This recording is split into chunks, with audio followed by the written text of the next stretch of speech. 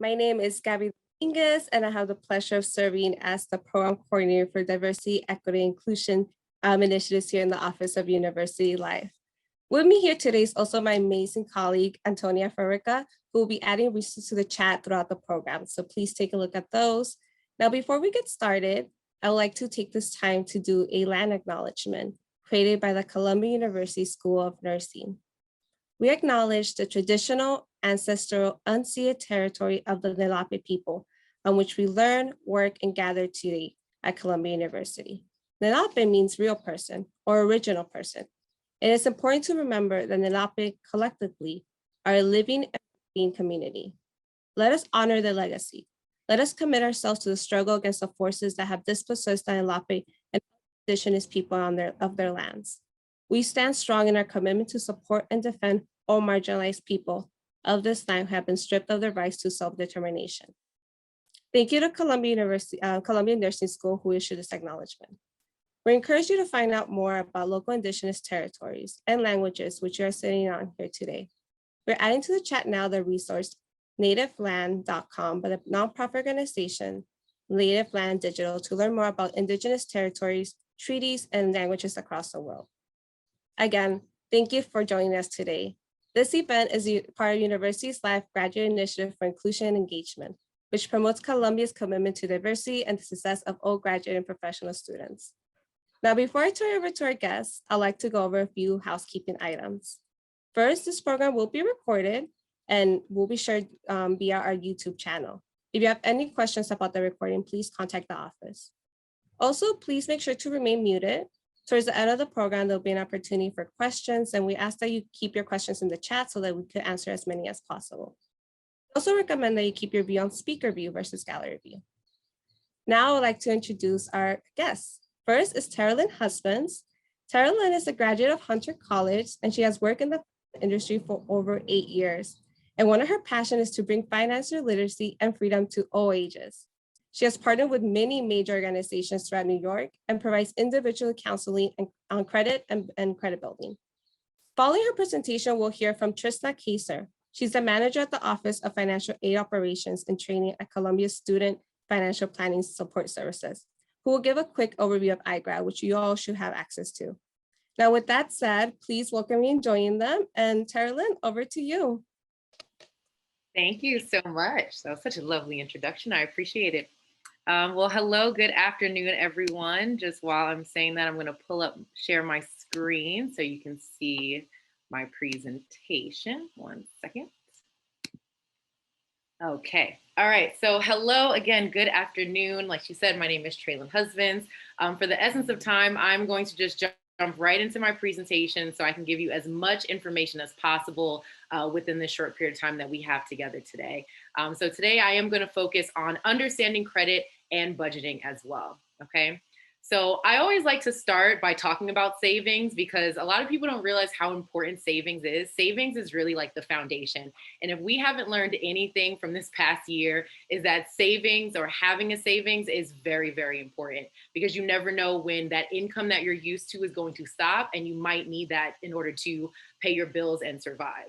So I always like to mention to make sure that you have a savings account and then know that savings doesn't have to be too hard. It can start very small, right? So if you are getting income, if you do $20 every 2 weeks, $30 every 2 weeks, just so you can build money for yourself, it can actually grow into something as long as you don't touch it, right? That's the hard part. You start saving money and then eventually you keep going into it and then you don't have as much money as you thought you had saved up as the end. But as long as you are putting money away somewhere for yourself in case of an emergency, then at least you can be covered.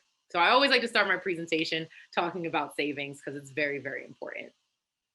Next, I also like to talk about just in general checking accounts, especially being students, right? You want to make sure you know the type of accounts that you have, right? Because you don't want to get caught with a lot of unnecessary fees. And a lot of the times, like a lot of these banks will charge you fees for minimum balances if you don't use your debit or credit card enough times, if you don't have direct deposit, all of those things. So before you open any account, just because it sounds good or just because the bank might be right on the corner or near or very convenient, you want to make sure you understand the account that you have, because again, if you're focusing on saving money, you don't want to be spending money, unnecessary money in fees and things like that. So I always like to mention that as well, just so that can be in the back of your mind if you do need to open up a new account, or at least check on the accounts that you have. Because even someone like myself who's worked in finance for a long time, they changed things and I've got caught with some fees. And I was like, wait a minute, that was not the fee that originally was there when I signed up. So, you know, just to make sure you're aware as you continue to grow financially. Okay, so now I'm going to get to the good stuff, right? We're going to start talking about credit. So I'm going to ask some questions though during this presentation. So please either quickly unmute yourself and answer the question or type your answer in the chat box. But when you hear the word credit, what's the first thing that comes to mind? So I do want to hear some answers. Let's see. Let me look. Did anyone send an answer? Credit score. Credit score. Okay, so but is that what credit is, or is credit score just like a part of your credit? Like what actually is credit? Yeah, no, it's definitely part of it. Yeah, I mean, I definitely not the whole, doesn't encapsulate everything, but yeah, no, it's definitely a big part of I guess like how you're able to pay back certain things that you owe, or just how you manage spending your money. Like it's an indication of it. Yeah.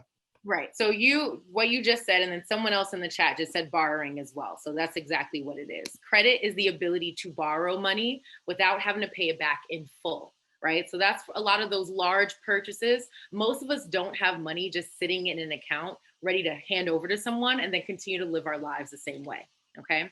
So here are some examples of what you would use credit for. So the first thing is education, right? Like Gabby mentioned, I graduated from Hunter College, which is a CUNY. So usually CUNYs are reasonably priced institutions. I graduated about a good now 10 years ago. But even then tuition has gone up, right? I'm sure tuition at Columbia has gone up over the years. And especially even with your education, tuition is not the only thing that you have to pay for. If you decide to dorm, if you happen to commute, if you buy books, all of those things, right? So you might have to borrow in order to cover all 4 or 5 years worth of your education, especially if you're going back for multiple degrees, right? It can add up and cost a lot of money. When it comes to buying property, does anyone here want to buy property, either already owns property or want to in the future, right? Most of us will never have $400,000, $500,000 just sitting in an account at one time, right? So you probably will have to borrow in order to get that home that you actually want, okay? When it comes to vehicles, I mean, living in New York, a car is more of a luxury than a necessity, right? But I'm from Queens, so growing up in Queens, a car felt more of like a necessity for me because I was tired of taking the bus and the train everywhere. So as soon as I was able to get my license, I got a car immediately. And that was also my first car loan as well, because I didn't have the $18,000 to purchase the car. But in the long run, like we're gonna talk about, that helped me build credit over time, okay?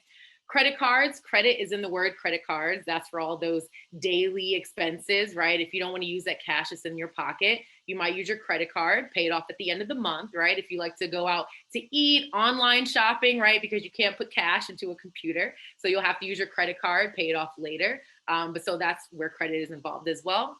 And then last but not least, I still like to at least mention employment because a law was passed locally in New York where, depending on the type of job, they are not supposed to use your credit in order during the application process. However, you never know which way laws can go. And also it does depend on the type of job. So you don't want your credit to hinder you from getting a job that you might need or want in the future, especially if it's to provide for yourself and your family, okay? So am I going too fast for one, or is everyone okay? Does everyone understand what credit is and what you can use it for? I know a lot of people have their cameras off, but I'm assuming I saw a couple of head nods like I'm going at good speed, so I'll stay with that. All right. So now your credit report, okay?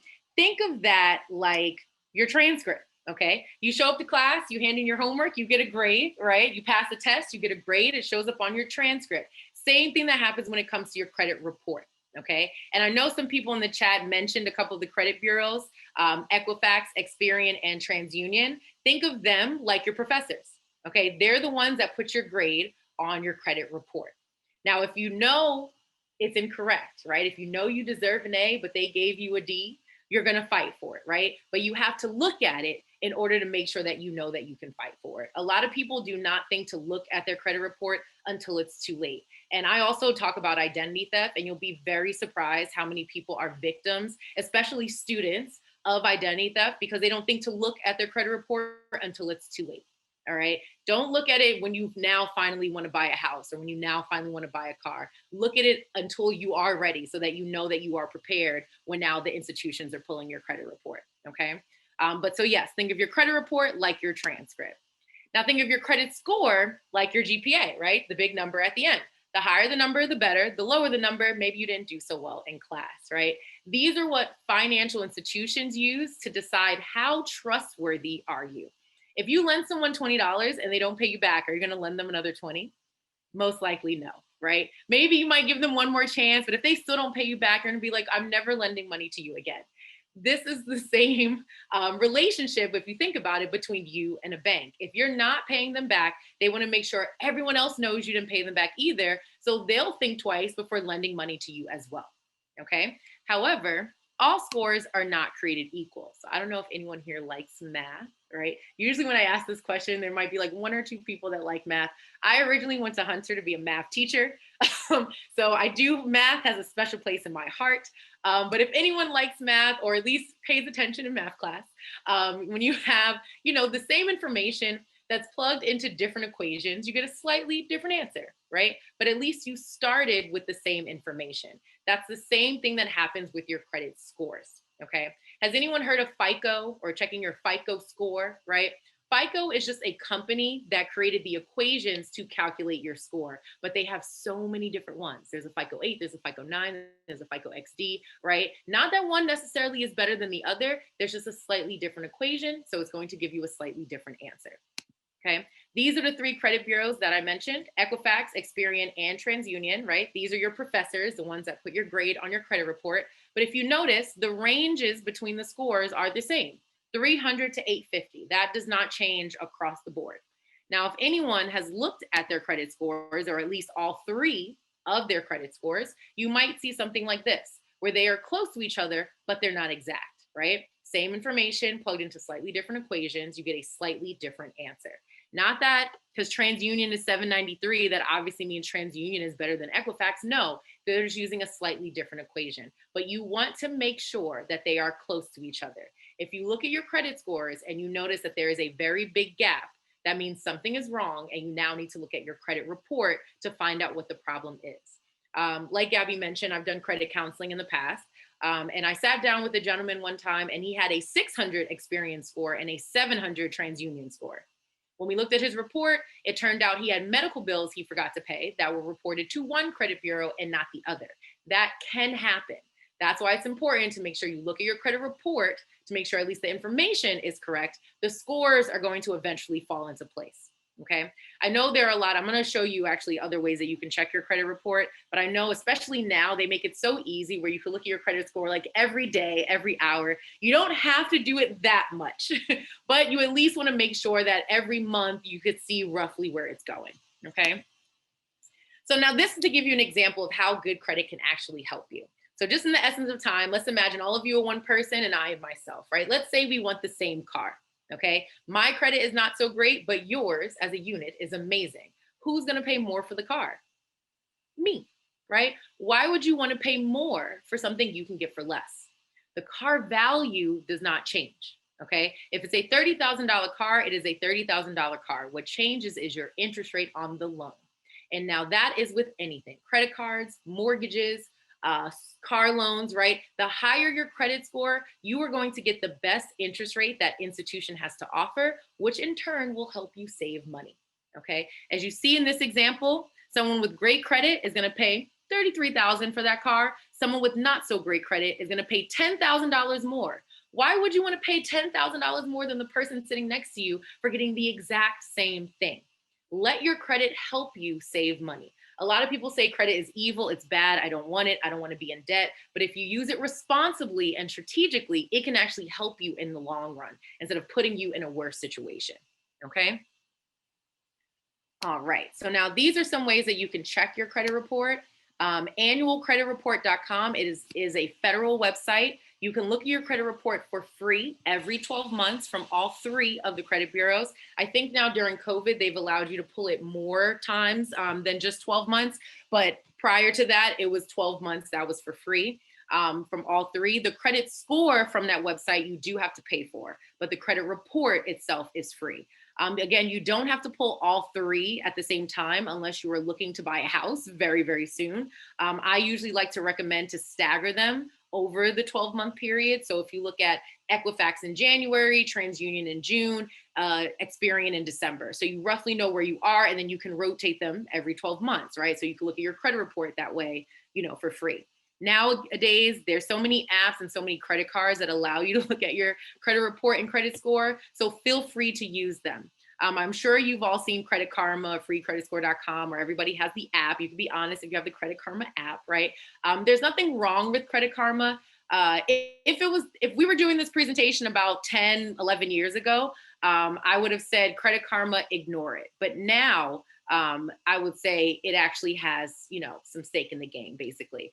They are showing you a different score, however. If you look at Credit Karma and you scroll all the way down to the bottom, because they're not going to put at the top, they're going to put at the bottom, it says the Vantage score. So Credit Karma is showing you the Vantage score, not the FICO score, okay? So like, again, if I said 10 years ago, all banks were only using FICO and that was it. Nowadays, some banks are using different scores. So for example, telling you my personal information, I have Bank of America and I have Chase. Bank of America shows me my credit score using FICO. Chase shows me my credit score using Vantage, okay? They are close to each other, but they are not exact, okay? One is a little bit higher than the other. You're not gonna really be able to know which one is gonna be higher than the other unless you look at them all, right? But it really just depends on what bank you go to. So again, I'm not gonna say, ignore it, actually use it, but just know if you go to a bank and they use FICO, you might be a few points off. And sometimes that freaks people out, but you don't have to be stressed too much unless it's a very big gap. Then you kind of need to, again, go to your credit report and see what the problem is, okay? But again, if you have credit cards, a lot of them let you look at your credit score and report for free. Again, Credit Karma lets you do it for free. So you can utilize them instead of going just to the federal website and pulling it every 12 months.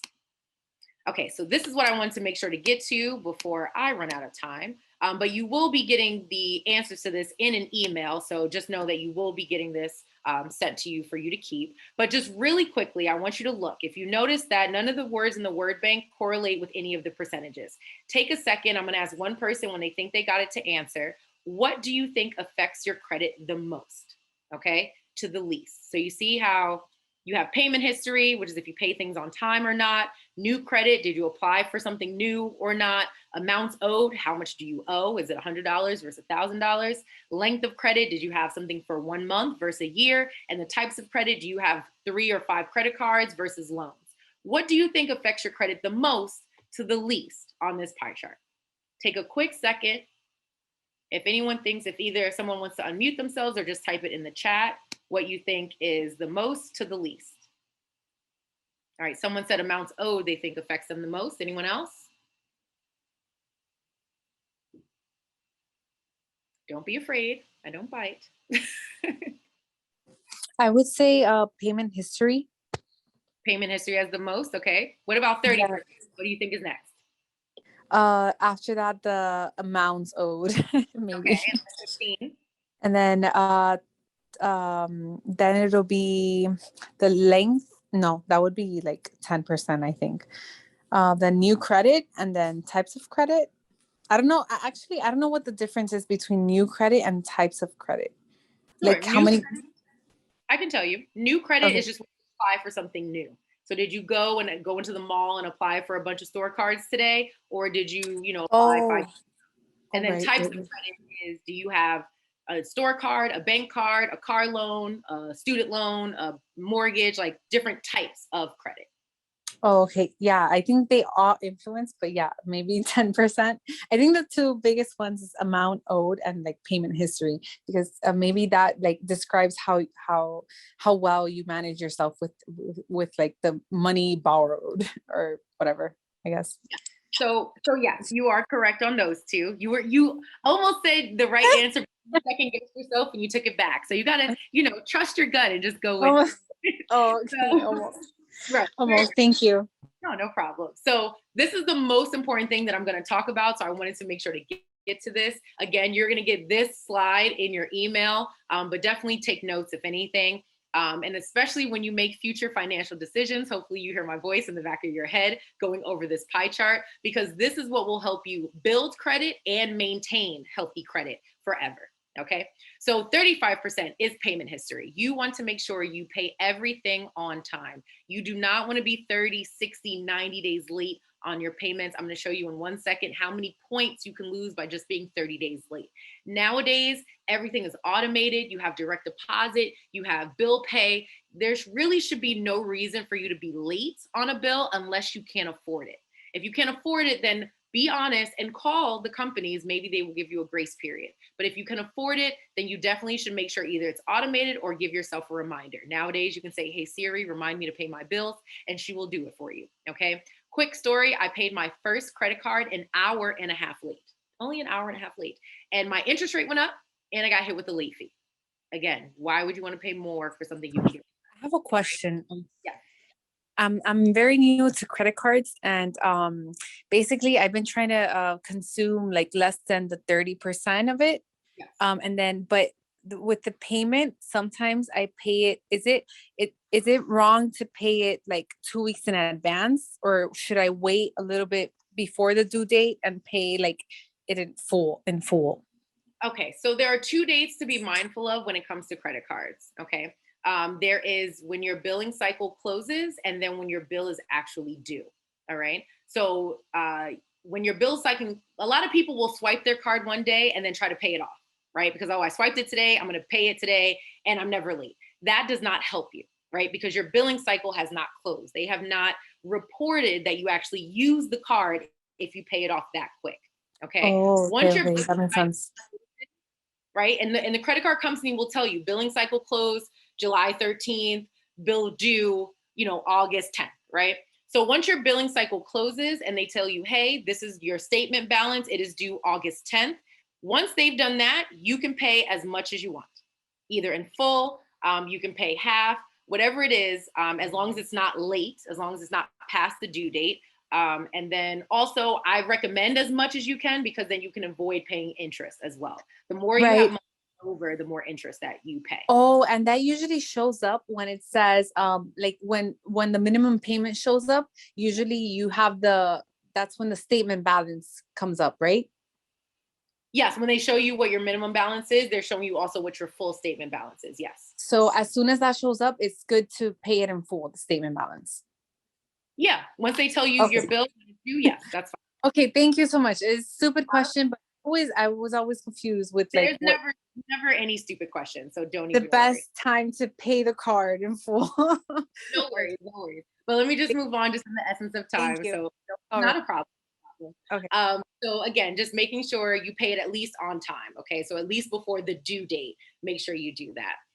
So 30% is amounts owed. Now, especially kind of like the young lady mentioned, when it comes to credit cards, right? Just because they give you a credit card and give you a credit limit of, let's say, $1,000, does that mean you should spend the entire thing? No, you should not. You do not want to go over 30% of whatever your credit limit is. Okay. Now, starting out, your credit limit might not be that high. Your credit limit might only be $250, where 30% of that is only like $90, right? So it's not about the amount, it's about the percentage, right, to your limit. Okay. You might think $90 is nothing. I can max out $250, pay it off next month. It's not a problem. But the fact that you maxed it out will negatively affect your credit. So for each credit card you have and every month, you want to make sure you stay below the 30%. That is the one trick if you want to pay your credit card off a little bit early. If you notice you are going above the 30%, then make a little extra payment. So then by the time they report it, you are below that 30%. Okay. Loans are different. The 30% does not matter, because when you apply for a loan, you are maxed out. As you start to pay it off over the time period, that's when your credit score will start to build. But with credit cards, they are revolving credit. So every month you use a different amount. Every month you pay back a different amount. That's why the 30% is very, very, very, very, very important. Okay. Length of credit history, the longer you have something, the better. Okay. So you don't want to open and close cards, because if you close them, you will lose the good stuff and not the bad stuff. All right. So you want to make sure you keep credit cards open, active, and positive for as long as possible.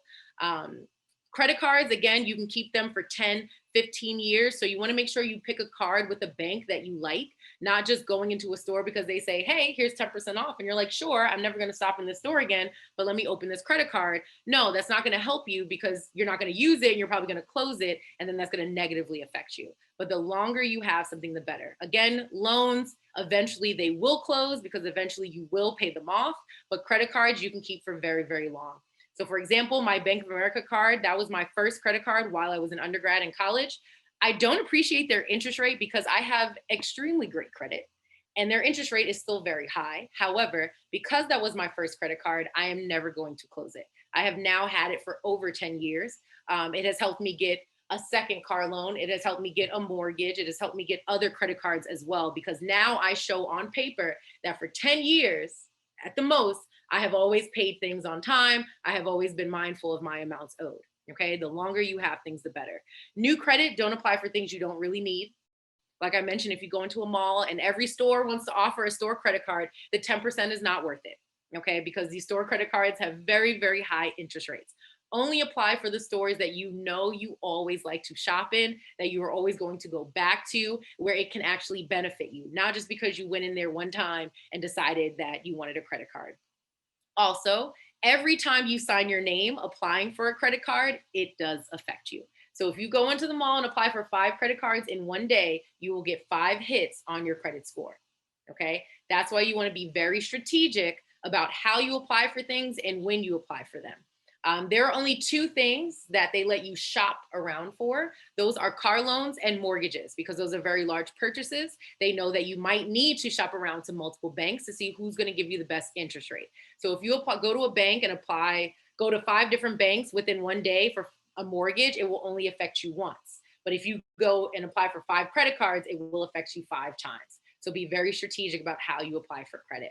And then types of credit, like I mentioned, it's the different types. So how many credit cards do you have? Is it a bank card versus a store card? Is it a car loan, a mortgage, a student loan, right? A personal loan? You do want to show that you can have some sort of variety over the course of your credit life. Okay, doesn't mean run out today and get a bunch of variety, but over the course of your credit life, show that you can handle 3 different credit cards, maybe a car loan at one point, a personal loan at one point. Again, to share my personal information, now over, it's been about 11 years that I've had credit, probably a little bit longer than that. But so now I have 4 credit cards, 2 are bank cards, 2 are store cards, but one is like a Macy's American Express, so I can still use it outside somewhere. I've had, car loans in the past, those are paid off now. I had a personal loan and I currently have 2 mortgages, right? So over the course of those years, I can show that I've been able to handle different types of credit, especially if you want to go and say, hey, lend me $500,000. You want to show that you can handle that when it comes to paying your bills, okay? But again, if you notice at any point during time that your credit score dips, it's because something has happened in this pie chart. Did you pay it on time? Have you spent too much money? Has the length of time gone on? Did you apply for something new? Anytime you notice any dips, it's because of something in this pie chart. So please make sure you hear my voice in the back of your head when you decide to make certain financial decisions. But again, you will get a copy of this with these answers in your email.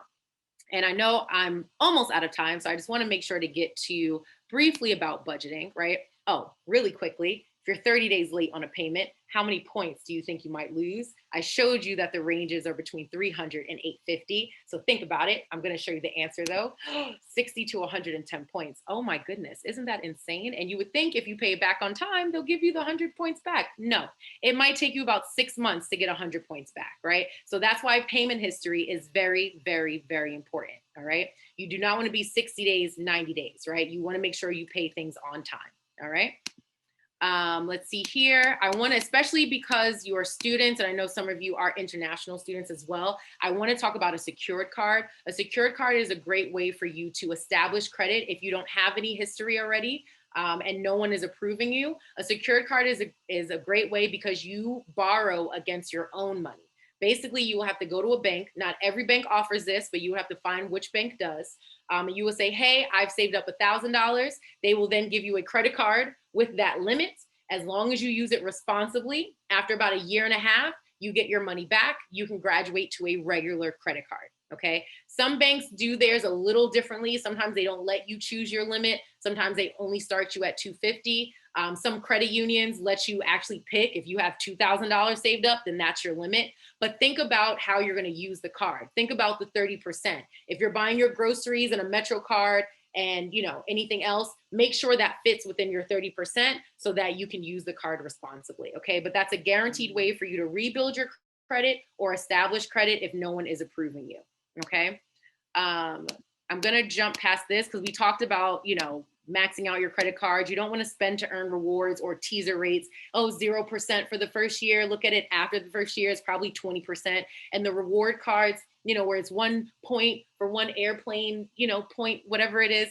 But again, those are still very high interest rates. So you want to make sure you use them responsibly. Nothing wrong with them. I honestly have a travel reward card because I love to travel. However, I make sure I pay it off in full every month so that they never charge me interest and I get the points technically for free. But if you're paying 25%, then the airplane points, really, you're paying for them. So you have to think about it in that way. All right. This is the last thing I want to get to. Again, this is going to be emailed to you. Just a great way to start a budget. You want to try to make sure your expenses do not exceed between 50 or 60% of your income. And I know that can be hard, especially while you're in school, if you're not working full time, if you're working part time or maybe working at school. But whatever your income is, right, you want to make sure that you take the time to write out how much money you have coming in so you know how much should go out. So really quickly, this is a budget that's already filled in. You are going to get a blank one in your email for you to fill in on your own. But if you see here, this person makes $3,000 a month. They filled in their budget and they are actually spending more than they actually make. So really quickly, can anyone tell me at least one or two things that they maybe should adjust to hopefully change their budget? If I don't get a response in 2 seconds, I'm going to answer it for you. Entertainment, right? So he spends, where's entertainment? Oh, $200 on entertainment, right? Nowadays you have like Netflix, Amazon Prime. Someone says clothing, right? $600, I believe, in clothing. Honestly, if you take care of your clothes, you can keep reusing them every season, right? You don't have to buy the new sneakers, new Jordans, new jeans, all this stuff. If you use them, take care of them, then you don't have to revamp your closet every season. Dining out, exactly. If he's spending $200 in groceries, but then $400 in dining out, you might as well just cook at home, save money. But maybe he's taking people on dates with the entertainment and the dining out, right? You never know. There's something he's not doing though. Do you notice something that he is not doing at all? I talked about it, my very no savings, exactly. Also no retirement. He also has no insurance, which is a whole different type of conversation, but I at least wanted to point out that he is not saving anything. What if he gets hurt, sick, or fired, and he does not have that income that he's used to? How is he then going to cover his bills, right? Even when it comes to his utilities, maybe he can make some adjustments. Who needs cable anymore? I don't know, I stream everything, right? Keep a bill, to cut a bill. When it comes to, he does have student loans. He is also using his credit card. But with the examples that you gave, that's at least about $1,000 that he can put towards something else, either paying off his student loans a little more, or bring his credit card down, or actually saving some money in case of an emergency. Okay. So like I mentioned, you are all going to get a blank one for that you can fill in on your own. Again, be realistic with yourself where, you know your relationship with money. Right? If you know you need to hide money from yourself, then do so. If you have I know friends trust me with their money. So I've had some friends that will actually give me money so that I can keep it until they need it actually for something. So I end up being like their savings account. But be honest with yourself and know, and then also have a goal, because then if you have a goal and what you need to do to get there, then it might actually be helpful. So when I was looking to buy my first property, I knew I had to save a lot of money, right? So I was like, okay, I need to cut back on eating out. I need to cut back on shopping. I did not go shopping for about 2 years, okay? Unless I needed about a nice new blazer or something like that. But I tried to keep it very small so that I maximized my saving. Once I reached my goal, I was so happy, right? Because it all then made sense. All right. So you have to understand yourself so that you know what works for you when it comes to budgeting. All right. Just last thing here, this also you are going to get in your email just about the 3 different credit bureaus, their phone numbers and their websites. My FICO is just another website to get additional information from.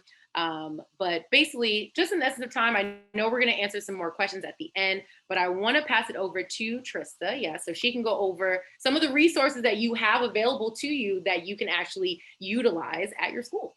So I'm going to stop sharing my screen, and then we'll answer more of your questions after. Traylon, thank you so much for all of the really incredible information that you shared with us, first and foremost, and for taking the time to walk us through so much of everything.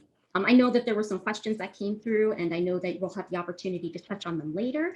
But in the meantime, I do want to make sure that I have a chance to show you how we have some tools available to you at the university to actually support what Traylon is sharing with you. I don't know if anybody noticed, I saw myself taking notes going through, and oh, I know what we can talk about here. I know what we can talk about here. So my hope is that you can use some of the concepts that Traylon spoke about with you, along with the tools that we have available through iGrad. Now, with that being said, has anybody heard of iGrad? You want to put some answers right there in the chat? You most certainly can. All right, I see one no, and that's okay. I know that a lot of our students at the university haven't heard about it just yet, and that's why I'm so happy to be able to be here to tell you about it. What iGrad is it's a free financial literacy platform that's available to you as a student here at Columbia at no cost, both now and after you leave school. So the nice thing about that is whatever you utilize it for today, you'll still have access to after you leave your program. So the tools that we talked about today and all the different types of content that are available through iGrad will be information that's available to you now and throughout the time that the platform exists. With the presentation materials today, I'm going to be sharing instructions on how you can create your iGrad account. The nice thing is it's simple. It's just pretty much creating an account like anywhere else, but you do need to use your student email address to do it. That's the part that keeps it free. So you'll have the information there. But they have a bunch of different things that are available within that platform. I mentioned tools. They also have webinars, video tutorials. They have articles. Some of the other things that I'm going to talk about today are like Start Here guides. So for those of us that are kind of getting acclimated to the idea of personal finance, you've got some information to start with. And there's courses. So whether you're an intermediate borrower, a new person with your finances, or you're advanced in the concepts of personal finance, there's information to benefit you throughout the platform.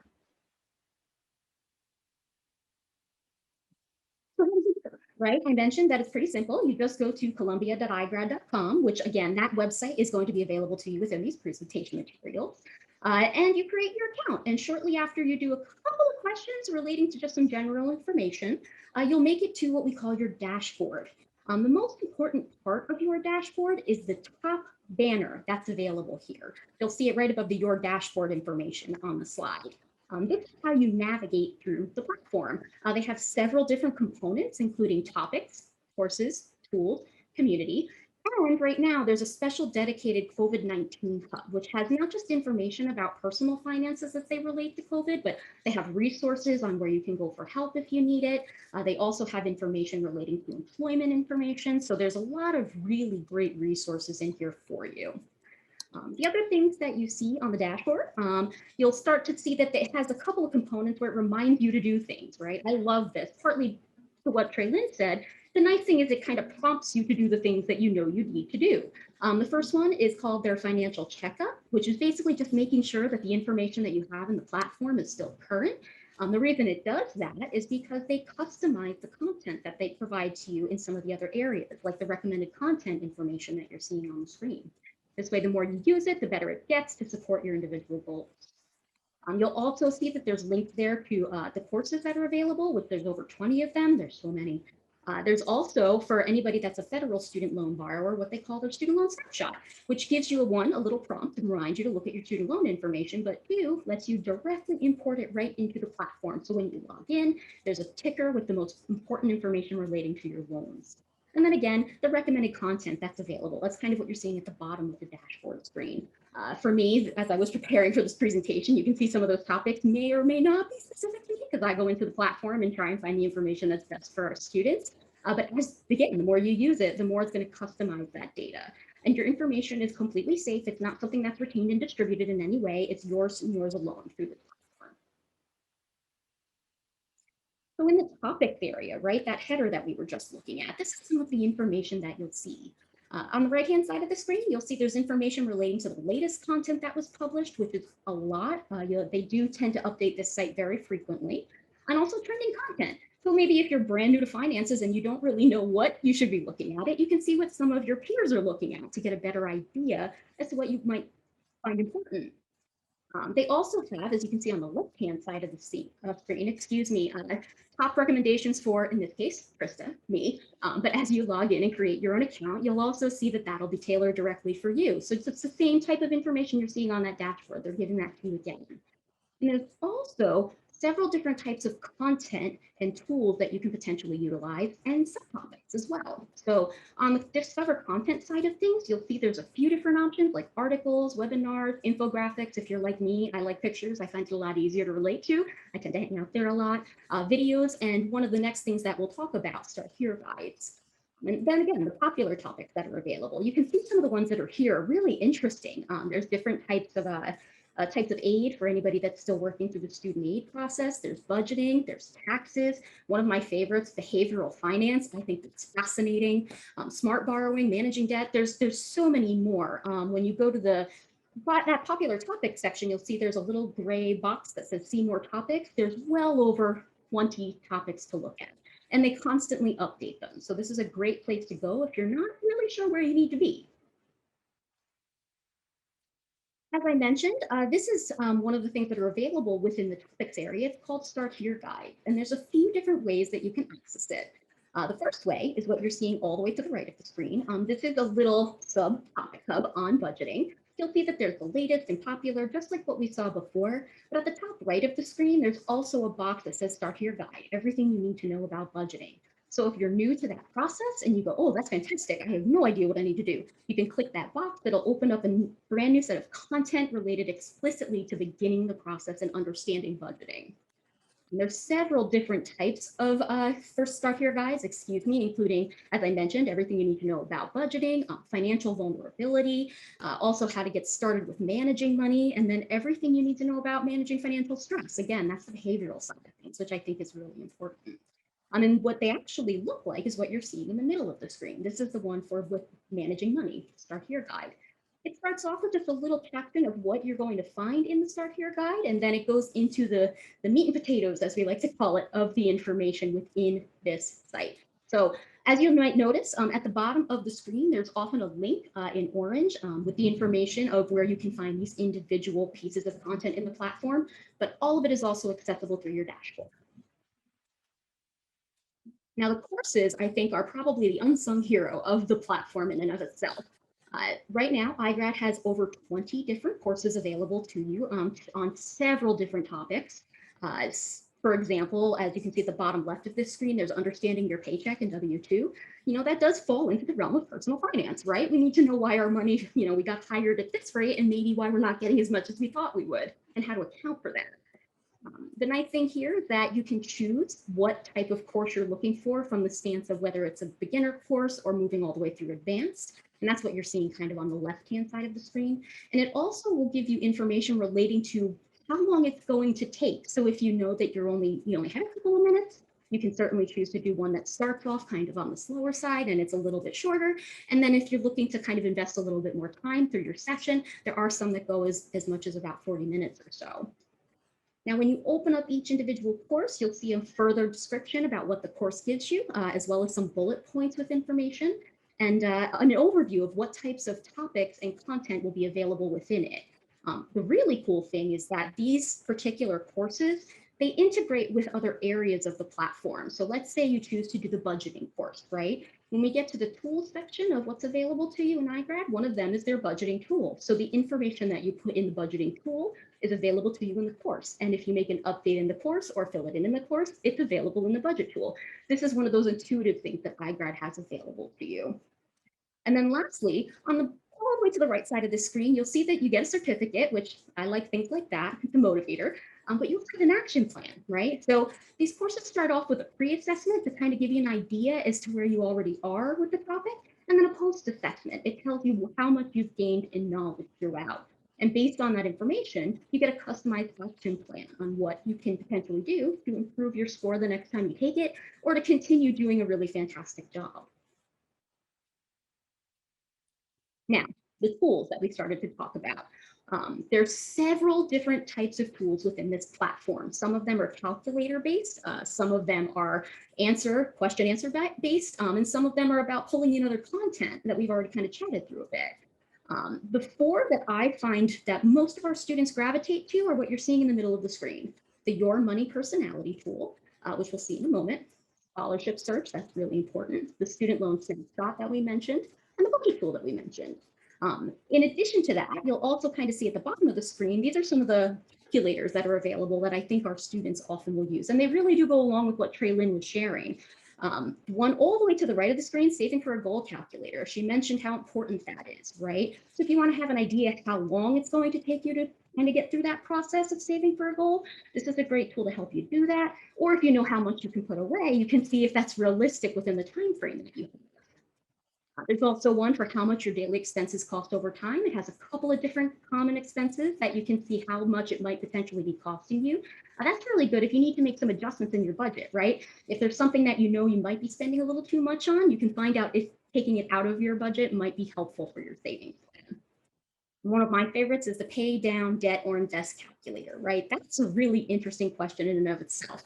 Is it more beneficial to, invest my money to grow it, or should I look at paying it down because of the way interest rates work, right? The amount that you're charged or make on any given potential product.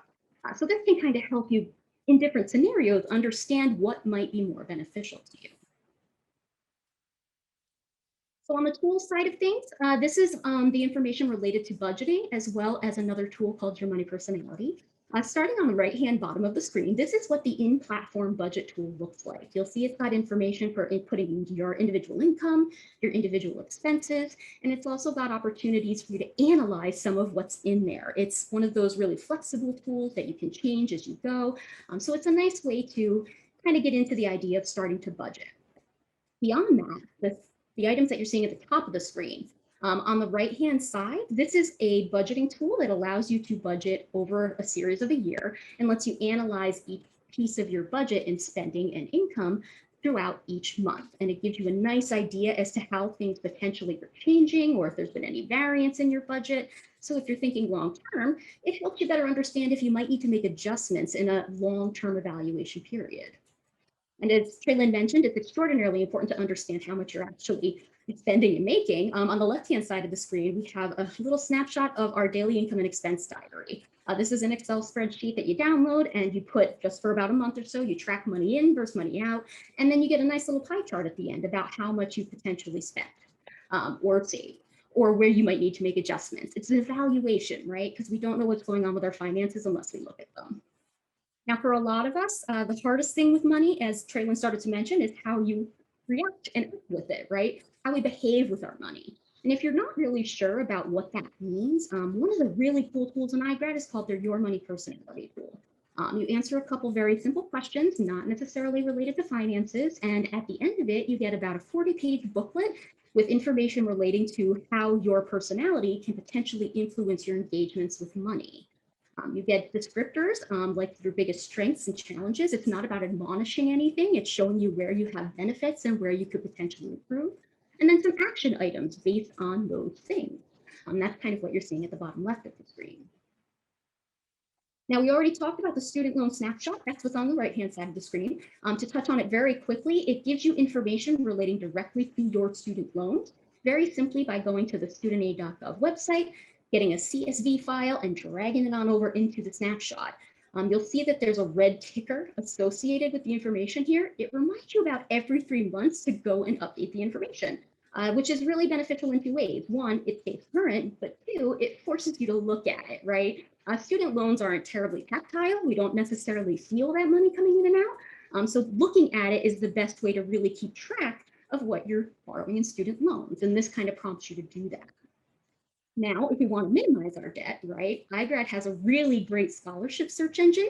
It's got a lot of opportunities for sorting and refining the information that you're looking for. For example, one of the things we get asked a lot is, does it work for international students? Absolutely. Under the US citizenship, you can choose options that do not have US citizenship required, so you're filtering out the results that are most important to you. And you'll get a list sorted in the order that you choose. In most cases, I would suggest doing that where the most The one that's got the next due date kind of comes towards the top, if that makes sense. It tells you how long you have before that scholarship closes. And when you open up each one, it tells you more about the scholarship, and then you can go right from that link to the actual scholarship site to apply. So this is a really good tool for finding out some of those opportunities. And then lastly, I did want to touch a little bit about the COVID-19 Hub that iGrad has available. As I mentioned earlier, it's content related to what you may potentially need to know, explicitly related to the pandemic. iGrad keeps it updated pretty continuously. There's new content all of the time. So it's a really great place to go if you're not sure kind of what you should care about in those moments. Beyond that, though, there's a few more links that are available here, including the Columbia Resource Guide as far as COVID goes. University Life has information on events just like this one. And there's also information for studentaid.gov for any federal loan borrower with information relating to the flexibilities associated with COVID.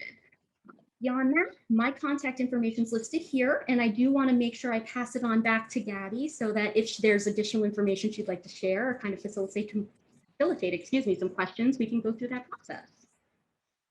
Thank you, Trista. And I saw there was a few questions for international students. Dropping in some resources that Trista provided earlier, just specifically for international students.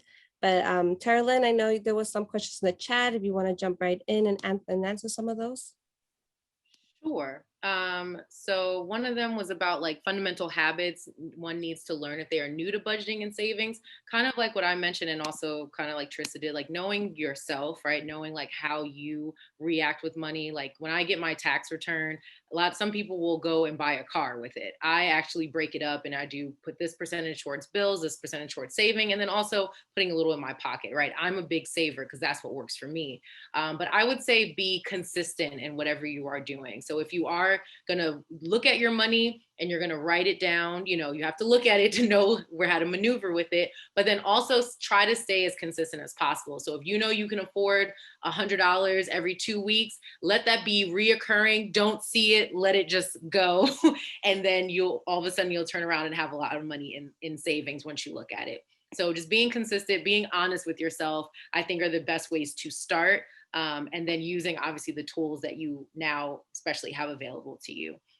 Another one of the questions was like a best way to get into investing. I don't normally present too much on investing, but I will say there are a lot of apps that make it very easy. One trick that someone told me was invest in companies that you actually like and you use. So if it's like, I have all Apple products, right? That's not like a recommendation, but look at the things that you actually enjoy, that are going to stay around, that you utilize. And then a lot of these apps like, Robinhood and stuff like that make it very easy to do stocks. But if you're trying to do something like, mutual funds and things like that, like you can actually a lot of these banks have people you can sit down with that will help you invest your money if you want to be a little more aggressive or not, depending on how old you are. Sometimes that helps decide, which direction you go, and also how much money you have to play with per se, because you might not get that money back, or you might not get as much money back as you hope. Another question about a good portfolio, I would say to have variety. I think that's, just with anything, not just stick to one thing, but having variety in the market. I think one of the questions about recommendations for international students, but I think you've put some good information in there. When it comes to some of the banks, I would say you would have to see which banks, if you have a social or not, I think, or if it's a tax ID number, you would have to see which banks allow you to apply for things depending on what you have. But there are ways that you can start building credit for yourself, especially like with using a secured card, because it is your money that you are borrowing against. But it's, you would have to see which bank will accept you depending on what your situation is, if you have a social or not. How to create a realistic monthly budget, seeing how much comes in, so then you really know how much should go out. A lot of people do not look at how much they have, and then they're relying on credit cards, and they are putting themselves in a lot of debt than they can really get themselves out of. So you really sometimes have to write down every dollar and say, okay, I cannot spend more than this amount, because then I won't at least be able to pay my bills. So that's a realistic way to start.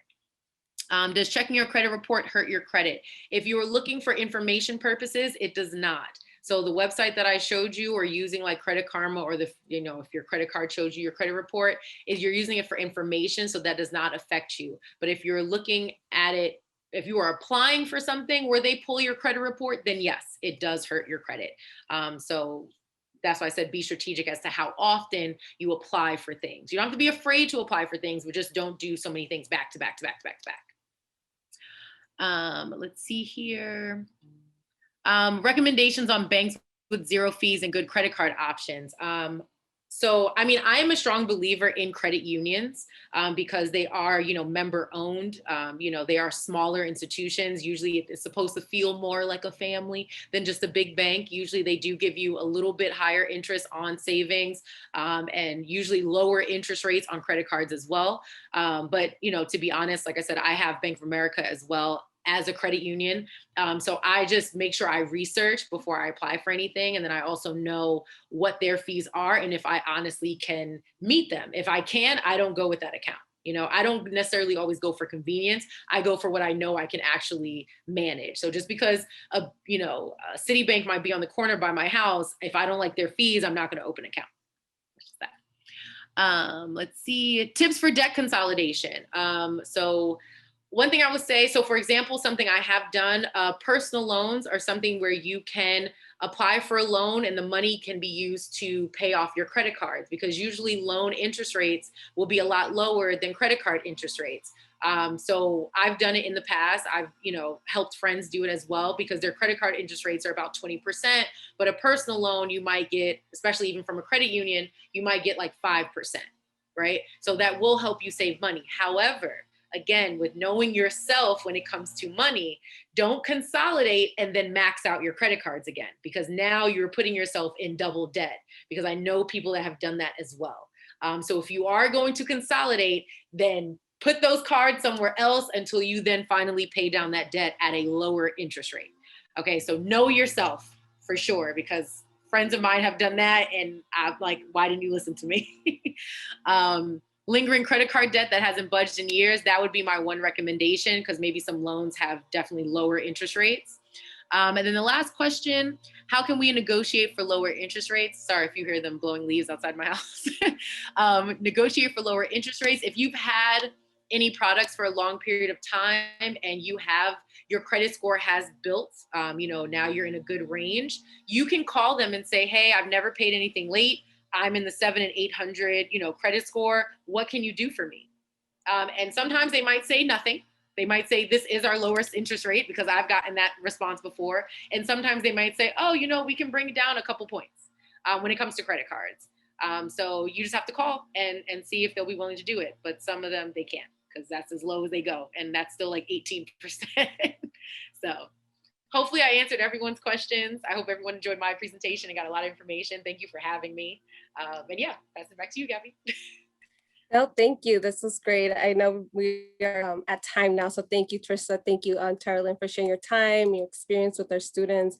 I just want to remind everybody, it's a nice program. It's part of the Graduate Initiative for Inclusion Engagement. To learn more about upcoming events, make sure to check our events calendar, which will be added to the chat.